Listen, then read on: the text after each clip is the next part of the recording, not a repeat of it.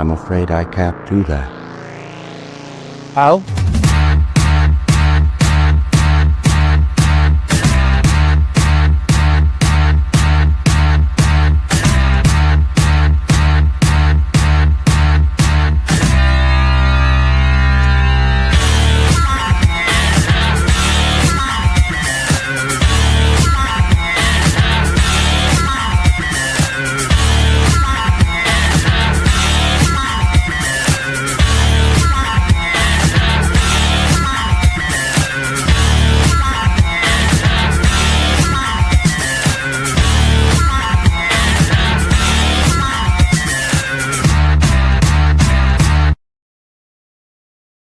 Hey, everybody. Thank you for joining us today. We're here to celebrate the officially selected artworks for the AW Art Festival and to talk about what's on everyone's mind, which is what is the role of immersive art in an AI world?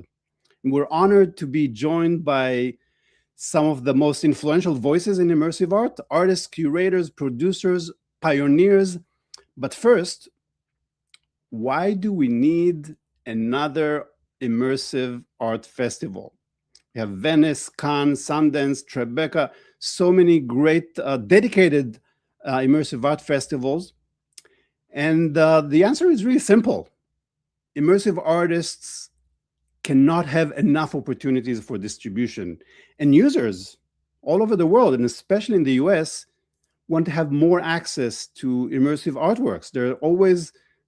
They feel so exclusive. You have to go to this festival to see it, and not everyone can do it.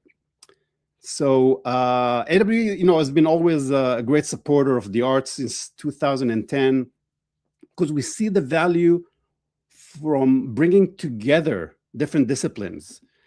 It's basically a festival of festivals with early stage builders and hackers and startups, gaming studios, enterprises, research.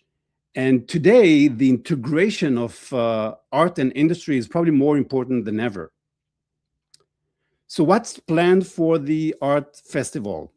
We have received 81 submissions from 23 countries and have handpicked 15 fantastic artworks represented by 9 countries around the world. You can see the flags in a second. We have from Europe, from the US, from Australia, Colombia, Canada, really a great cross-section of what's happening around the world. And for the 3 days when the AW Expo is open, attendees will be able to step into these experiences in a dedicated art festival space. They could be sitting, standing, moving, interacting, really experiencing these works in the best way possible. Some of these projects are already multi-award winning pieces from some great festivals out there. And we'll have 4 that will be the world premiere for them. Now, most of the artists will be on site, so that's really a great treat for us all. Some of them will be actually performing live as part of their experiences. They all have some stage time to discuss their work, share their creative process, and answer questions from the audience.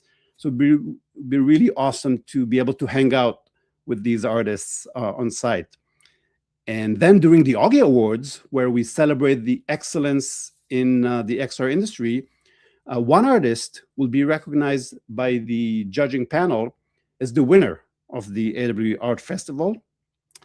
And we have today 3 of the judges joining us in a bit. But first, I'd like to introduce my co-conspirator who helped shape this inaugural AW Festival. She brings a ton of experience running art festivals in Europe, around the world, and a lot of track record of working with artists and with art festivals. Give it up for my co-director of United XR, and we helped put this festival together. Give it up for Alex Gerard. Thank you. Thank you, Ari. Thanks. Yeah, indeed. Over the years, I've had the chance to participate at, many festivals and in several different roles as well. So, for example, I've been a jury member at the Geneva International Film Festival in Switzerland, but also the Go East Festival from Eastern Europe. I've been the curator of Break Down These Walls. That was a festival that we created during the pandemic. And I have produced awards shows, many of them at Stereopsia in Belgium, but also at the Lumiere Awards in LA, and then recently at United XR. I've also attended major events like Venice, as you mentioned, Venice Immersive, Cannes Film Festival, or South by Southwest in Austin and London. And I would say that each of these experiences has shaped my perspective into immersive arts and festivals and showcases. So, Alex, you've kind of co-curated this event. Helped bring a lot of artists to submit to this festival. What are kind of your impressions from the submissions for this festival? How is it different than your other experiences, the festivals in Europe? Yeah, cool. Thanks. I would say that the submissions that we reviewed for AWE came from, as you said, 23 different countries, and that's pretty amazing. I'm not used to that because in Europe and in the event that we organized and I organized before, we were concentrated on all European content. So this was pretty incredible to me to see the variety. And what stood out to me was the enthusiasm for fresh and more experimental experiences, not just, the polished demo, but works that invite real interaction with the audience. So we can definitely say that people want to test the art and not just watch it. And the evaluation process felt a bit different from what I know from Stereopsia and United XR, where we prioritize the technical excellence and also, back then the stereoscopy. Here, I would say, and that's great, kudos to you, AWE places equal weight on the artistic vision. And so the open submission policy was welcoming works from any era, not just last year. So it really led to a rich diversity of pieces. I noticed some Gen AI influenced content, but I would say it's not yet too widespread. And again, I'm very excited by the international angle. Do you see differences between what is being produced and created in Europe and the US in those submissions? I wouldn't say major differences. We also had some Asian content, which is also different to me. The creativity is different. It's great to have an input into the culture side and the way they see art and how they want to test it. We have some snap content, which is great to see, those filters. I mean, there's a really wide variety of content here. Yeah, there's some VR, some mixed reality, augmented reality. Some of it is you experience sitting, some interacting. So really a good variety. But I think, like you said, it's all really high production value, high artistic quality, which is what I'm really excited about this festival.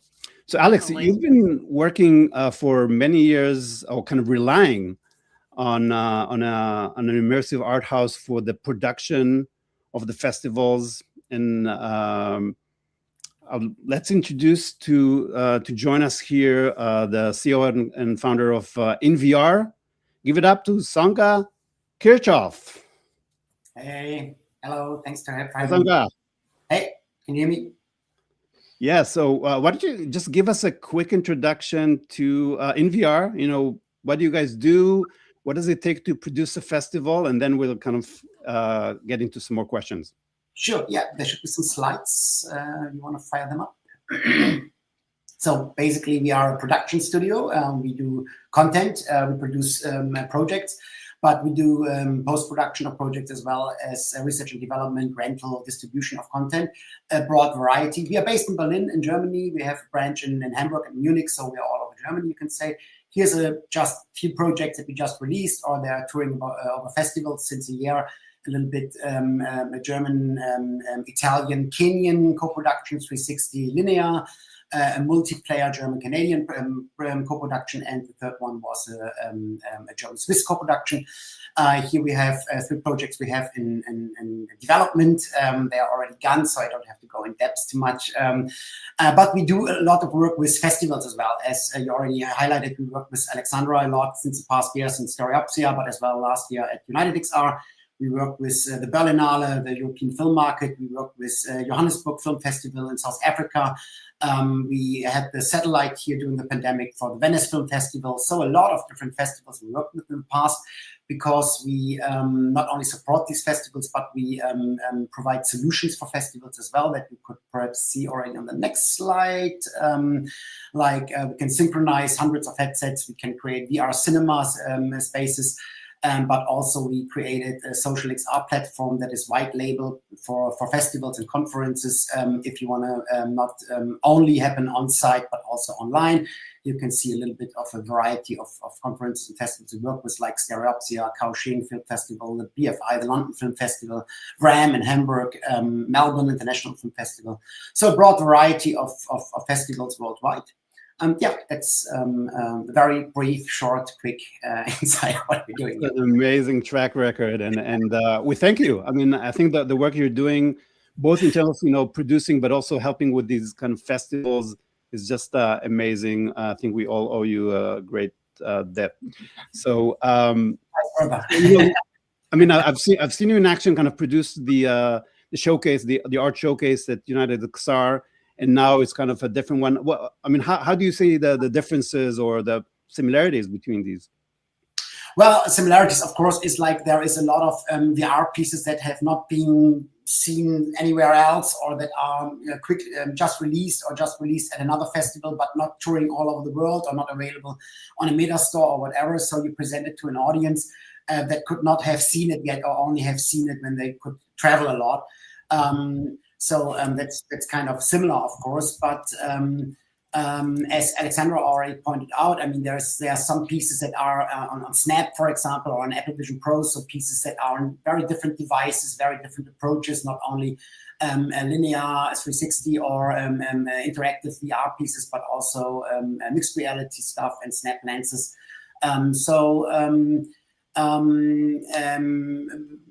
Regarding like other festivals, like more like film festivals, it's a variety of projects that are made from all over the world and from different continents. So for this festival, you're basically packing a bunch of headsets for each one for a different experience, and loading the content, making sure it works well, and then of course making sure it works well on site. So again, thank you for that effort. That's incredible. And I want to ask both of you, kind of just if you look at the state of our production studios out there in the world, especially in Europe where you're based, what are some of the challenges? What are some of the things you're seeing there? What should studios think about? How do we need more festivals like this? Tell us about kind of how you see the state of the immersive artwork. You want to start, Alexandra? I was gonna say money is always the pain point for art production, and the scalability of what everybody is doing. And I think that's also why it is important that those content are seen in wider context and big events that are not just tailored for artists, but also for industry, enterprise, and a variety of audience. Here, I mean, the AWE audience is definitely in for a treat.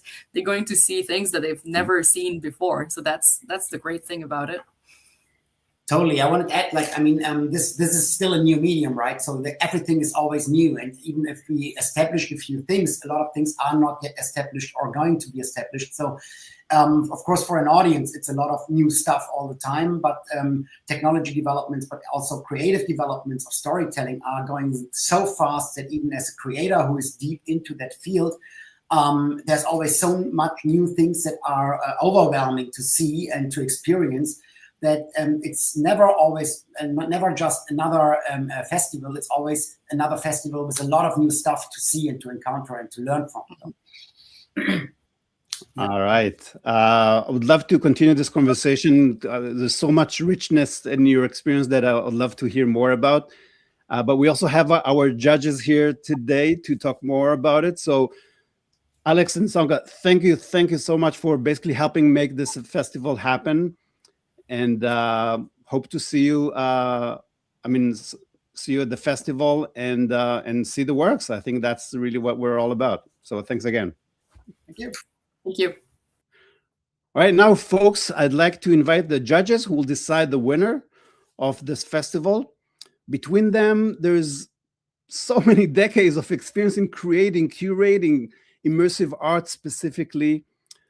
First, we have Jackie Mori, an XR pioneer and a Hall of Famer with, I think, over 4 decades of creation and invention. She's been deeply involved in the origins of immersive art and the whole scene around it. Hi, Jackie. So good to have you with us. I think you're still on mute. Can you hear me? Yes, we can. Yeah, I can't know hear you're on you the at all, go, but Ori. it's a treat to have you with So us. I'm not sure what the question was, but I will just say that, I've been in this field for such a long time, back to the early days when there weren't any festivals. And it was hard to figure out where to go to see really good virtual reality work. And it's so wonderful that not only do we have festivals at all the major film festivals now, that awe is actually jumping into the game. And I think that's really wonderful because now it's kind of a native thing that we've got our own stuff we're singing the praises of. I will just say there was a little blip in the history back in 1993 and 94. The Florida Film Festival, which was a fairly new festival in Orlando, Florida, saw fit to bring virtual reality in as a medium to focus on during the festival. And I was lucky to have my work shown there. And another artist, Bill Reisman, had his work shown there in 94. So that's the very first festival that really looked at virtual reality as a new medium. And today we just have so much out there that I hope doing things like what Oz doing is going to make it much more accessible to the general public, and they will be able to see wonderful things.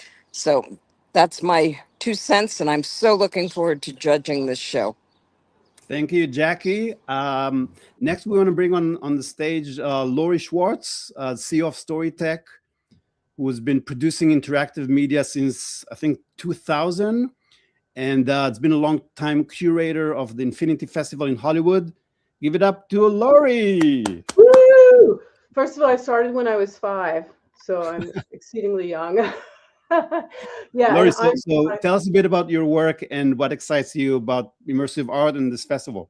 Of course. So I am at heart a curator and a strategist. So I help bridge technology, media, and creativity together through curated experiences like big trade shows like CES and NAB and Infinity Festival, and then also more smaller independent salons. I do a lot of hosting and moderating. And what I think is so exciting about something like this is that right now so many people are intimidated or overwhelmed or fear all this technology, especially, the 2 letters, the scary letters, AI. And what's so exciting about this festival and the bringing in all these artists is that it brings the human creativity to the AI story, so that we are actually seeing people being creative using the technology as opposed to that it being the scary part of this story. And also the chance for people to share work that actually does bring people together from all over the world because of the nature of being in a headset and being able to connect with people all over the world. So at a time when, there's so much disenfranchisement in our communities, VR and immersive works actually bring people together. So that's really exciting to me.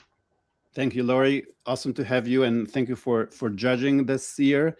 Next, I want to bring on stage Diliana Alexander, the founder and executive director of Filmgate, the interactive festival in Miami since 2012. Give it up for Diliana. Thank you. And here, based in Miami, Florida, it was amazing to hear a Florida You story even have your from alligator. And I have you. my alligator, a creative Gen AI generated. But it's really exciting. And I also, like Jackie, I want to say the festival's name as Awe, but I know it's AWE. But I love the We love fact that it's all as also well. Awe. Exactly, because that's what a festival is good for, is to go and be awed by different creators, different projects. And I know that this is going to be my first time at the festival, and I'm very excited to experience that, and all the amazing people that are involved. What's exciting for me is that you're bringing together artists from 23 countries and technologies and storytellers who are actively shaping the future of immersive culture and what it's going to look like, at a moment where the tools are becoming very democratic, but of course taste and kind of storytelling matters even more so, and also accessibility and a point of view from different cultures, because this is, a festival unites. Where will I get the chance to meet people like Jackie, like Lori, like you, in person, to have in-person conversations, as our culture increasingly becomes more digital. So I'm especially interested in projects where the technology disappears into the experience, where the work creates presence, emotion, connection, and transformation. And I recognize some of the projects that you have curated, and some of them are going to be completely new for me. That's super, super cool. So I cannot wait until June. Amazing. Thank you, Diliana, for everything that you're doing to support interactive art and for judging this festival. So next we'll move into a conversation, but first I want to just introduce the theme for the event, the overall event this year, which I think has a lot to do also with the festival itself. And the thing is that, we're at the crossroads. And the question is, what are we going to choose? On one hand, we're giving away more and more responsibility to AI and robots. And of course, that's amazing. That's promising an amazing future. But it's also scary to a lot of people and a lot of creatives and a lot of just humans out there. And the alternative that I think the XR community, the spatial computing community, is proposing is iSpatial instead of iRobot. And that embodies the idea of humans empowered by spatial AI. So kind of restoring human agency in an AI world. And again, I think it has a lot to do also with art. I just want to mention, last week I went to the new museum in New York City. They just reopened with an amazing exhibition. They call it New Humans, Memories of the Future, which, by the way, one of our Hall of Famers, Rebecca Island, featured there with some of her work from the 80s, actually. But I mean, this whole exhibition deals with artists' obsession over the past 100 years or more to kind of define what it means to be human. And I think today, with robots, with AI, this question becomes really, really critical. And I mean, I'm kind of relying on artists and especially those who will come to the festival to really help figure this out. So let's bring all the judges here on stage and kind of hear from you guys. What do you think about the role of art and immersive art specifically in an AI world? Let's bring them up on stage.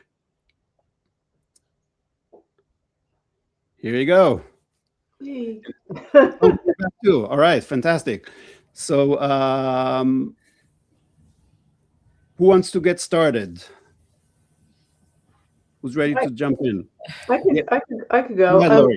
Yeah, I think one of the things that I'm seeing why I think this is all so exciting is that people want experiences, right? We're really seeing, coming back from COVID, that people want experiences. They don't just want to buy something or, go to a place and do nothing. They want to engage. And so location-based experiences, VR, all these things that engage us, with our eyes, with our bodies, all of that is so important right now. And especially the younger generation coming up who are growing up with screens and all of these things. So I think, you know, the immersive art really touches on that, and it gives it a chance to reach a younger generation that's their language, right? They've grown up, their brains want that. And also we're finding that all of us who are coming back into the world, Gen X, boomers, millennials, whatever, also want experiences. So this world really drives that. Thank you, Laurie. Diliana, what's kind of your take on the role of art in AI or AI in art? Yes. Well, I'm glad you're asking this question because I feel that this year is very, there's a turning point because it was the first year. We just had our festival in March. It was our 12th edition. It was the first time we actually got pushed back on technology. We got a lot of hate and love, of course, about using creative Gen AI, and mostly from very young creators. Because I didn't introduce myself maybe properly before, but we are one of the premier media organizations in Florida, and we support independent creators, and a lot of them are emerging creators. And they started pushing back in traditional and immersive on the use of creative Gen AI, and valid points. They are like, this is for tech billionaires. They're defining the kind of like the conversation. We don't want to be a part of this. It's AI slop, right? I mean, I'm sure everybody's heard it so far. And I was thinking, okay, but you need to own your tools of production, and you need to be in the room, young creators. You need to know how to use this so you can define the conversation, so you can define the future. I think I understand it. I understand the point of view. We had conversations about it at our festival. Of course, I'm sure they're going to happen at AWE as well, and important conversations to have. But I feel that using creative Gen AI as a tool is really important to know and to empower yourself with it, because it's not going to disappear. And I think, having like a more of a Luddite point of view would not probably, which comes from the right, from the right heart, from the heart, I get it. I don't think it's going to serve us well. So this is my point of view. And also I'm very, very excited about, at the moment, artists using AI as, for example, players in video games, when they can respond to you real time, and what that means. That's really fun, right? So I think we should continue to explore it, but make sure that artists have a voice and they're empowered to use, and they're changing. They're the ones that are driving the conversation. That's our mission. That's right. So whether it's a great tool to use or not, I guess it's a very divisive topic. But people that can really leverage this can become even more creative and do even more things than they're able to do before. Sonke, what's your take on that? Well, exactly what you just said. I mean, right now, at least at the moment, the technology is just tools that we as creators can use to develop our ways of storytelling, and in this case with VR, immersive storytelling much further. And I mean, cinema in the past 100 years developed further with technology as well, with new cameras, with from black and white to color film and so on. So technology development is not per se bad. It's a great development here as well. We just have to make sure that we keep our eyes on the storytelling element and use these tools for what we want to do. It's super hard to break it all down in 1 minute now and in a nutshell. Of course, there's threats. Of course, there is things we can fear about. And of course, there is music that is generated by AI nowadays.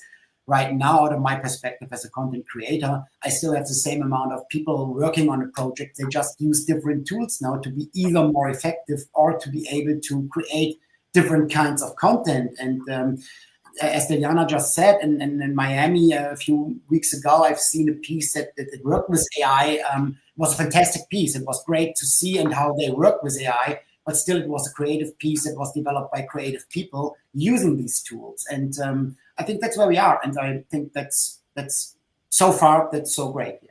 Yeah. Jackie, can you hear us now? You're still mute. Yes, I can hear you. I couldn't hear Sonke, but I can hear you. Okay, good. So I just want to ask you, about the role of the artist in this situation.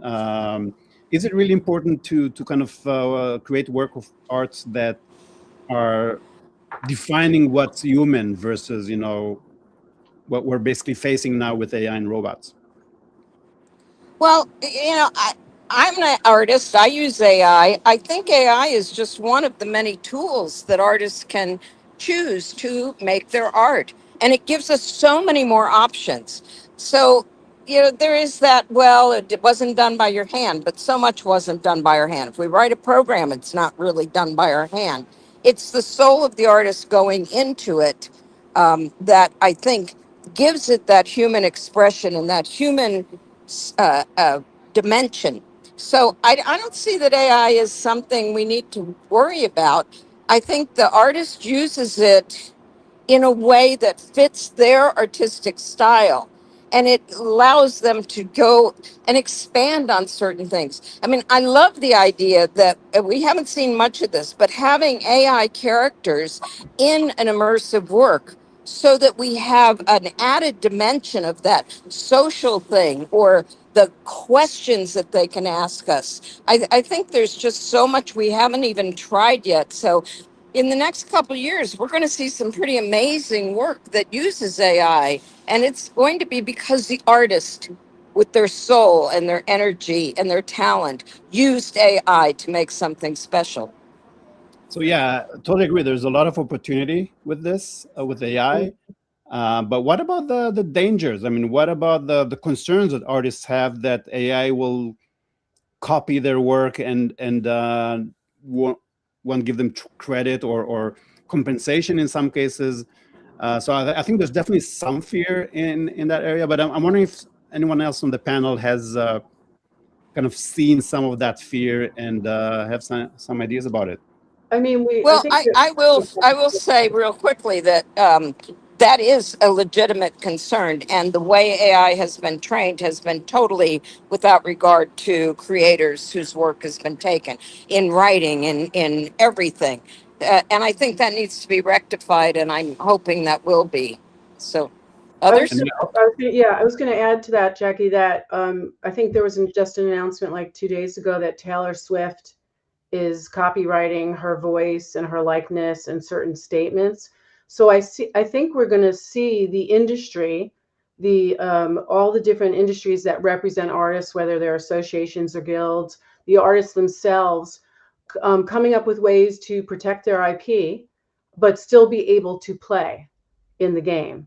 And I think that that's the nature of how this goes, is that something goes wacky and then people come up, because we're all creative, we're all, business people, we're all trying to figure out how do we get to sing our song. And so I think a lot of artists and a lot of associations are coming up with solutions to protect work while still allowing you to play in all these new areas. Great point. So let's put the AI on the side for a second. I know it's on everyone's mind. And just kind of dig into some of the trends we're seeing in immersive art. And by the way, Jackie, I love how you're kind of making the very artistic with your background and the camera movements. Great job. I'm hoping my train isn't canceled. All right. So, we're not going to kind of try to go back to the age-old question of what is art. But I think that, there's some valid questions when you look, when we look at all the submissions that came into the festival, there were quite a bit of immersive video art. And, with the Vision Pro that I have right here, it kind of revived this whole area of spatial videos and immersive videos. And it's super popular. I mean, it's one of my favorite things to do with the Vision Pro. So from your perspective, is immersive video art?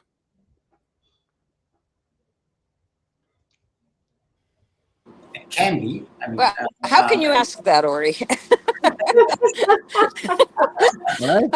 I think not only is it art, it's a new medium we are still getting to know, and it still has so many areas we have not looked at. And one area I think is really promising is the whole performance acting within an immersive thing. So you've got the social, and you've got the performers, and you've got these connections that can be made. And I think that's one of the coolest things that I've seen in the last couple of years. So I hope that continues. And I want to see new stuff that we haven't seen before. So that's why this festival is, and all the festivals are so important. So I guess it should probably be its own category, because there's so much content is being created now. You know, new cameras for spatial videos. Black Magic has you know, one of the most popular ones. So there's definitely a lot happening there, and it's really interesting. I mean, again, it's there's this dog show immersive video on the Vision Pro, and that was the only way I was able to get my wife to actually put on the headset. So for me, I mean, I'm totally with you. It's awesome, and it's a way to get more people in and kind of give them what they're interested in, right? And I think that brings up a great point too, is that this is becoming sort of a bridge between multiple business categories, interests, hobbies. You know, it's a blend, and because it's a blend, it's almost getting harder to say this is art, this is an immersive experience, this is a class, this is a whatever. You know, all of it is getting harder and harder to define in a category, because it's crossing over and leveraging so many different modalities, technologies, and categories, right? So is it a game? Is it a piece of art? You know, am I just in a new world? Like, what is it? And as someone like me that has to break things up into trends and explain it to people, it's getting harder and harder to categorize, right? Because it's all, you know, kind of coming together, which I think is exciting, but it's also challenging when you're trying to engage people in it. Yeah, and Diliana, you have your festival is Filmgate Interactive, so it has both the film and the interactive. How important is it to add interaction to those works, and does it make the art better, or what's your take? Well, I for us, we are very agnostic in terms of programming the different experiences. And you asked about trends, and what's really exciting to us is how the traditional kind of fields of art are entering technology, what they're doing with technology and interactivity with the audience. And by that, I mean like the Grand Opera of Florida, and just the opera, the theater, the classical music, the ballet. That's super, super cool. And interactivity is really hard to do well, but everybody's experimenting it, and I think hopefully I'm also hoping that, for example, haptics and emotional technology kind of re-enters a conversation in projects as everything is getting maybe a little bit more accessible and democratic, as I said. So interacting with the audience, especially in Miami, is really important, because the audience wants to be active, it wants to be there, it wants to participate. They are very, but I think everywhere in the world, I've programmed in different places. I would say, maybe in Toronto they're a bit more conservative. In Miami, they're in it. Like, they want to be active. They want to be constantly having a conversation with the creator. So I feel that this is a really interesting field to explore. And as you said, immersive and interactive. I should also mention another trend that I have been pushing for a long time, but I'm glad that everybody else is now on board, is dome and planetarium experiences. I think it's really, really exciting to see what's happening there. We're producing, we're curating at the Frost Science Planetarium. Now we are also producing planetarium experiences. I think used to have Wisdom in LA. That doesn't exist anymore, but I do look forward to exploring and finding more dome experiences there and in the world.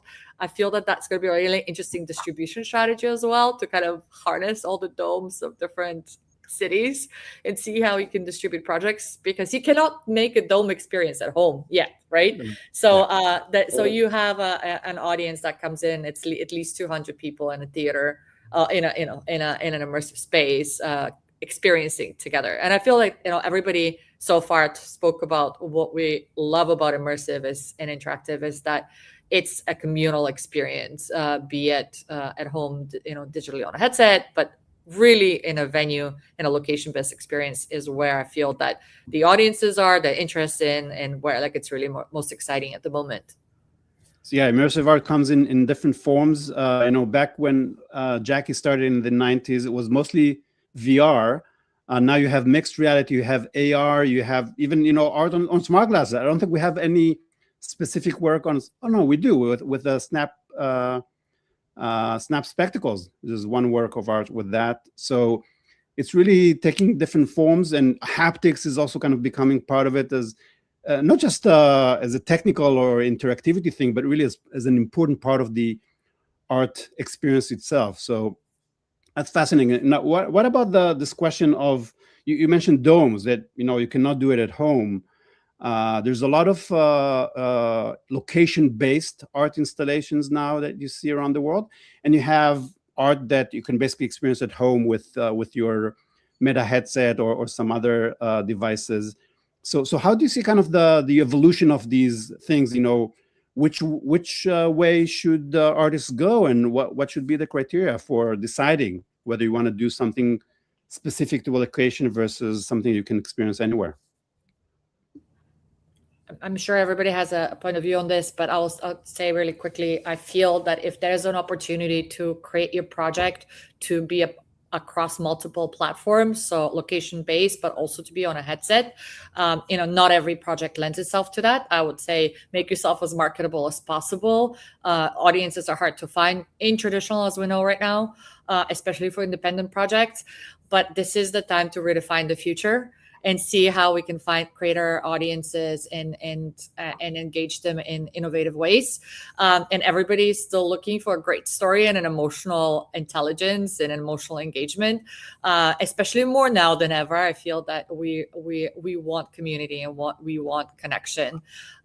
So at the end of the day, we just want the artists to be able to be non-starving artists and to be able to have their projects be seen and also be supported in a creative economy so they could be successful, and they don't and that's really, really important, right? And that's also a conversation that we should have at our festivals to see how we can do that for our artists. That's a great transition to our next topic, which is the business of immersive art. Alex, you mentioned the money. That is really key. Sonke, I'm sure you're facing that every day in your work. Lori, and that's kind of sounds like that's your main business, right? So what's your take on this? Well, I think I used to think about if you build it, they will come, but it's just not true.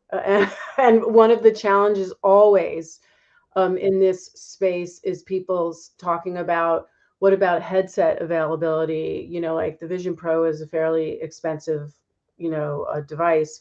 How do we get people more access to all of this?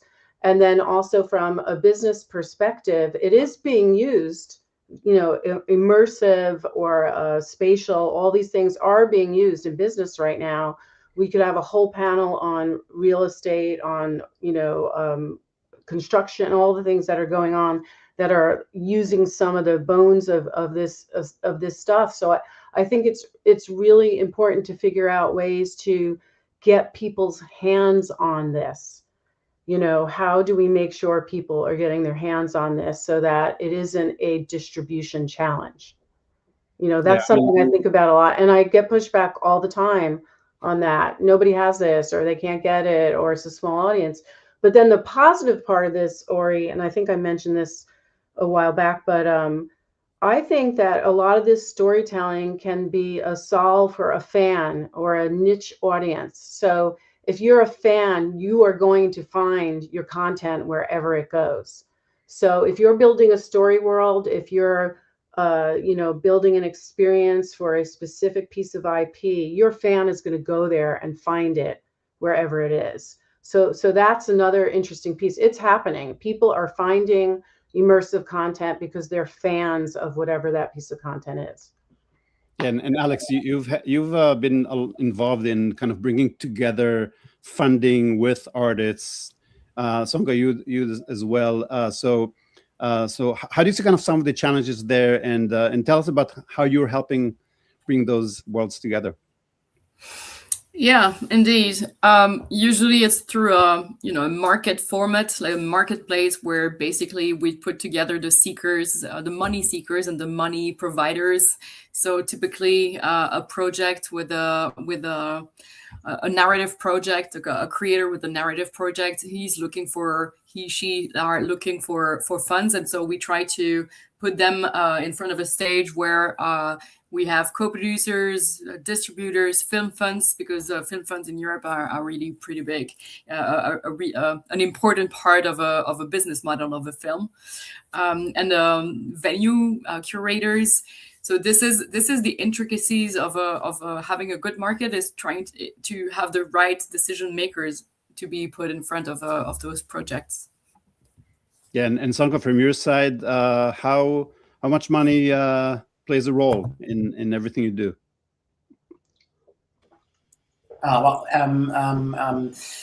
Of course, it's always connected. Of course, as Alexandra already said, in Europe, we are very much depending or looking into cultural funds, into film funds to finance projects. But of course, we need to find them. There is a lot of companies applying for that. The longer this medium exists, the more companies, the more artists are trying to access these funds, while the funds are not getting bigger in the same speed, let's say it like that. And so it's getting more challenging to secure the funds, and at the same time looking into the structures of a cinema movie where you have international co-productions. If you want to set up the same with an XR, you have to find funds as well internationally, and not all countries already established it the same way. So there is some ecosystems. There are some countries like Germany, like France, like Canada, like the Netherlands, where it works very well and the co-productions are well established. But it's still it feels very early days, and it's still like you secure your funds in Germany, then you wait 3 months longer for the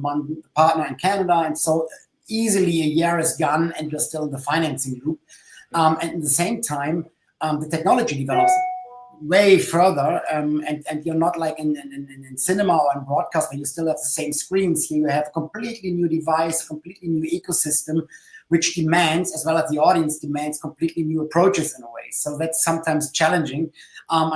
That's perhaps what we all love as well in this field, that there are these challenges, but it's hard to align with things all the time, and to stick to the approach of delivering with the highest quality in terms of production value and using these devices. So, but yeah, well, in the United States, the funding system isn't like that. So sometimes you have to look for other partners in other countries, for example, to pace up a little bit, or to look into different markets. So, yeah.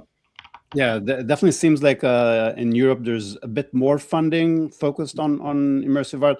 Lori, Jackie, and Diliana, what are you seeing in the US, and what can artists do to reach funding, or maybe there's other ways to do it? Go ahead, Diliana. We are losing all of our public funding, especially in Florida, but I'm pretty sure in a lot of other places. So we were just informed that not just that nationally grants have been cut mostly, but also statewide we have been cut for the last few years. There's the elections in November that could always change things, right? That's why it's important to vote.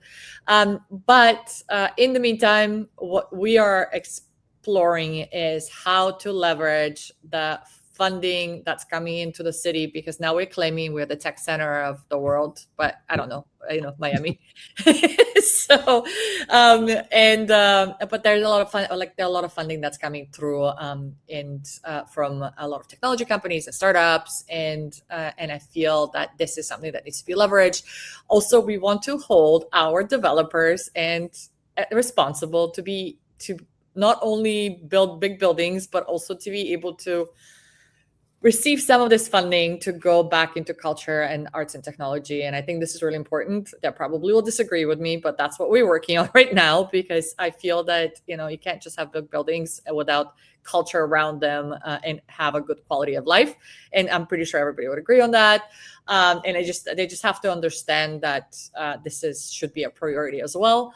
And technology companies have been really good to us, maybe at least with in-kind kind of support, if it's not financial support. So that's really important.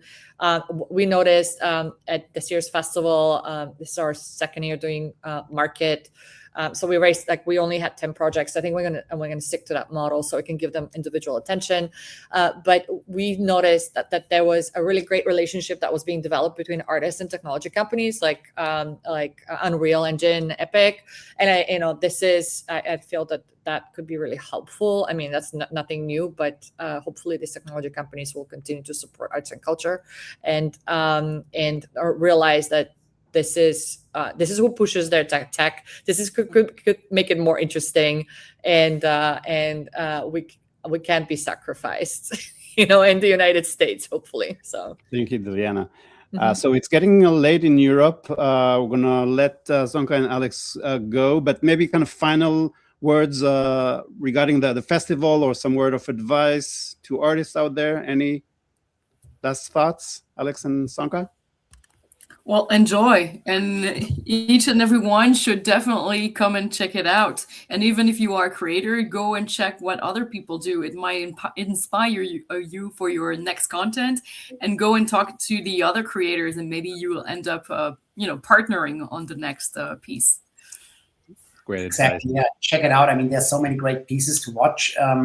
You will need definitely some time to watch them all, because it's such a big selection of great pieces that are not all like just 5 minutes long. And I hope there will be queues of people watching it. So make sure to reserve your spot. But also, if you don't have all the headsets at hand, that's the opportunity to watch stuff on specs or on Apple Vision Pro if you don't have one on your own, and get in touch with other people creating content. And if you're in LA and it's coming to your town, go there and enjoy. Thank you, Sonke. Looking forward to seeing all of it come together on site. Have a good night, Alex and Sonke, and we'll see you later. All right, now we want to kind of dig in with our judges, just to understand a bit better about how you're going to select the winner, and maybe if you have already some impressions from the existing the works that were selected as kind of examples of how you see what are the important things, So Laura, maybe you want to start with kind of your key criteria. Yeah, I think I've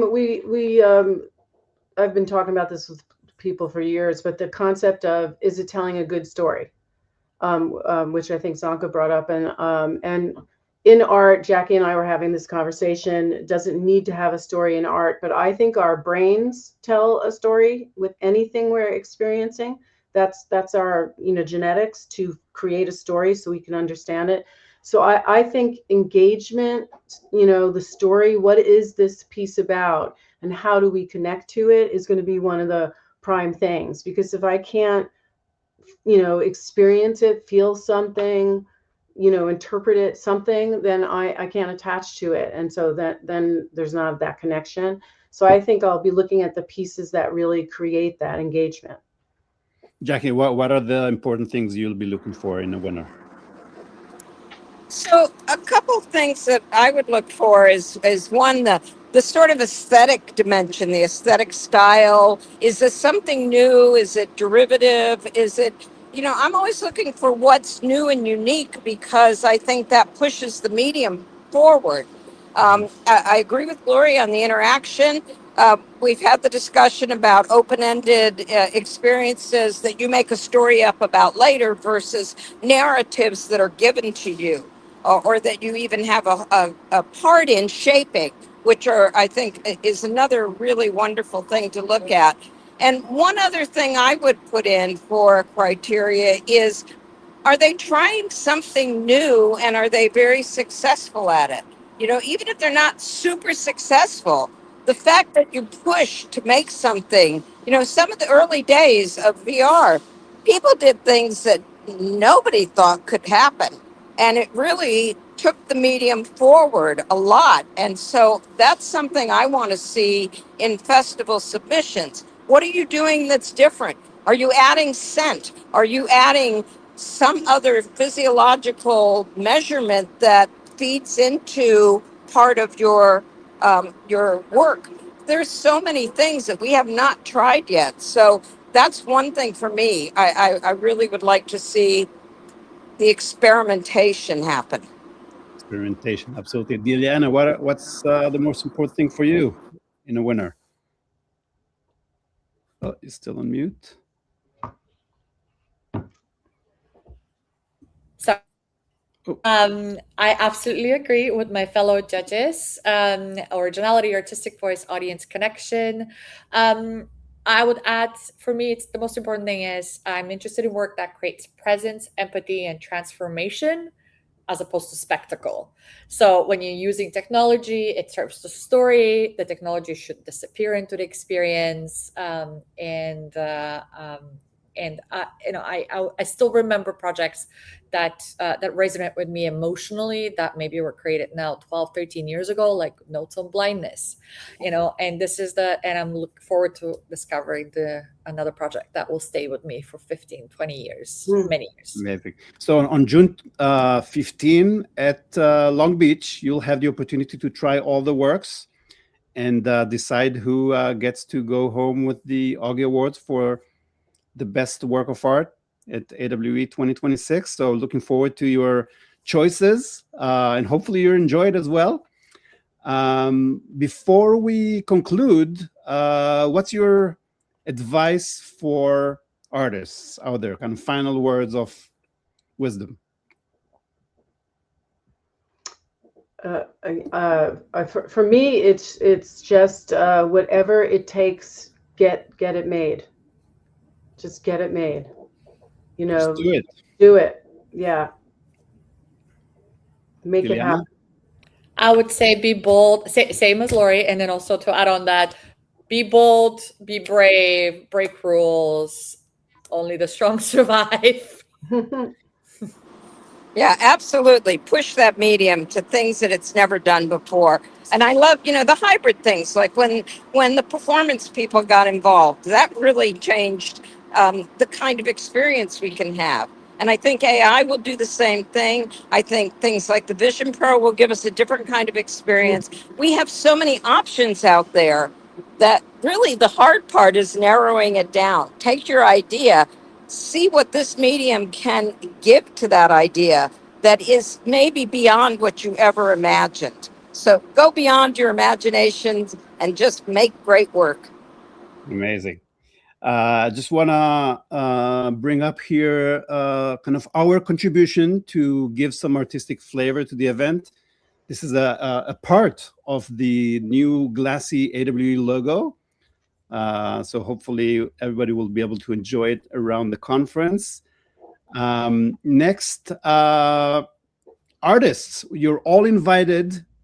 If you want to get the lowest cost ticket to AWE is for artists. So go to this URL, claim your ticket, and would love to see as many artists as possible from LA, the LA area, and around the world. So we'll hope to see you all there. I want to thank once again to Alex and Sonke for helping put together this event, and for our 6 judges, all amazing people helping advance immersive art over the years. Thank you so much. And we'll see you all with the artists and with these art of works at AWE. Thanks, everybody. Thank you.